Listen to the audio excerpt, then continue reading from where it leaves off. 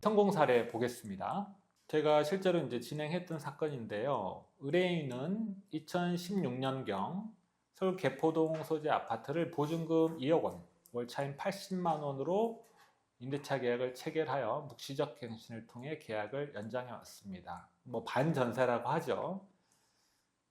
의뢰인은 조현병 증세로 일부 차임을 지급하지 못해서 임대인이 건물 명도 소송을 제기했어요. 아까 말씀드렸죠. 이기 차임 연체할 경우에는 임대인은 임차인을 상대로 건물 명도 소송, 인도 소송을 할 수 있습니다. 그래서 승소했어요. 그런데 이 아파트가 조만간 재건축이 될 겁니다. 그래서 굳이 이렇게 나가고 또 새로운 임차인하고 하는 것보다는 지금까지 밀린 임차인 다 지급하고 기존 계약을 유지하기로 두 분이 합의를 했어요. 그런데 이제 임차인과 그 아내분이 이혼을 한 상태였는데 양육비 등을 지급하지 않았다면서 임차인의 보증금 반환 채권에 대해서 가압류 결정을 받았고요. 재건축을 위해서 이제 이주를 하게 돼서 임대차 계약이 해지가 됐죠. 그럼 이제 이주 기간 동안 나가야 되니까. 그런데 이제 임대인에게 보증금을 반환해달라고 얘기를 했더니 서로 생각하는 범위가 달랐어요. 예컨대 임차인은 2억 원 전액을 반환해달라. 그런데 임대인은 아니다. 이 중에 공제를 좀 해야 된다라고 해서 보증금을 돌려주지 않았기 때문에 임차인께서 저희 사무실을 방문을 했습니다.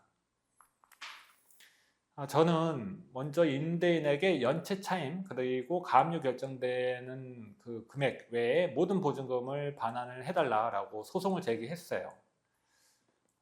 그러자 임대인 측은 원고의 임차 목적물 파손 행위로 인한 손해배상 채권, 그 임차인이 아까 말씀드린 것처럼 조현병이 있어서 이게 이제 약을 잘 복용을 하면 크게 문제가 없는데 약을 복용하지 않으면 이제 조금 성격이 많이 좀 괴팍해집니다. 그리고 집안의 물건들을 이렇게 훼손하기도 하고 낙서를 좀 심하게 하고 이렇게 문을 파손하기도 하고 그랬어요. 그래서 그런 손해배상 채권, 그리고 그 명도 소송 당시에 원고가 빨리 원상을 회복하고 인도음을 이행했다면 좀 더 비싸게 월세를 받을 수 있었을 텐데 이제 그런 기회를 놓쳤다.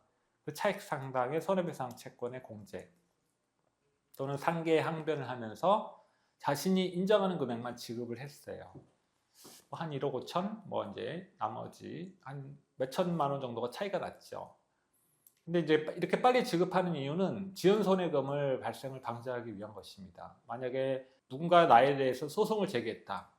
그런데 그 중에 일부는 나도 충분히 인정을 한다. 그러면 곧바로 이행을 하는 게 좋습니다. 왜냐? 곧바로 이행을 하지 않으면 전체 금액에 대해서 지연손해금이 붙을 수 있어요. 소송 촉진에 관한 법률에서 연 12%입니다. 연 12%는 적은 금액이 아니죠. 그래서 곧바로 이행하는 것도 방법이다. 저는 다시 이제 반박을 했는데 파손의 경우에 임차인의 고의가 아닌 이제 질환에 의한 것이다. 아파서 그런 것이지 일부러 파손한 게 아니다. 그리고 이 아파트는 어차피 철거될 예정이다. 그래서 임대인에게 실제 손해가 있다고 보기 어렵다. 그리고 원상 회복 및 인도 의무 불이행의 경우에는 이미 임대인과 임차인이 합의해서 임대차 계약을 다시 체결한 거기 때문에 문제되지 않는다라고 재반박을 했습니다. 다만 이제 피고가 반환한 금액에 대해서는 청구 취지를 줄였죠. 감축이라고 하는데 처음에 2억 원 청구했다가 저쪽에서 1억 5천 반환을 하면 저희는 이제 5천만 원 이렇게 감액을 하는 거죠. 사건 결과 재판부는 원고의 주장을 대체로 받아들여서 피고가 원고에게 연체 차임 및 가압류된 금액을 제외한 금액 대부분을 원고에게 지급하라라고 화해 공고 결정을 했고요. 화해 공고 결정은 이제 판결은 아니지만 양측에 이런 방향으로 서로 화해를 해보세요 라고 공고하는 결정입니다. 그리고 이 결정을 받고 양측이 2주 동안 이의를 하지 않으면 그대로 확정되고 확정된 판결과 동일한 효력이 있습니다. 그래서 양측이 이 정도면 수긍할 수 있겠다라고 해서 이의를 하지 않았고요. 화해 공고 결정은 그대로 확정이 됐습니다. 임대차 계약 종료 시에는 보증금 반환 범위와 관련해서 분쟁이 발생할 수 있어요. 그래서 공제되는 범위와 관련해서 본인에게 유리한 증거, 특히 임대인 그리고 임차인은 임대인의 주장이 부당하다는 거 서로 증거를 미리 확보할 필요가 있습니다.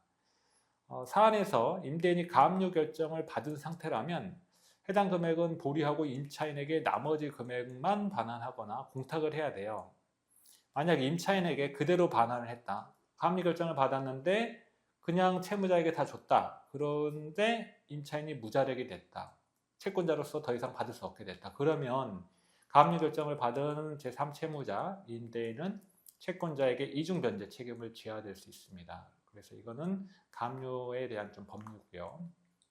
이렇게 사안에 대해서 요약 말씀을 드릴 수 있겠습니다.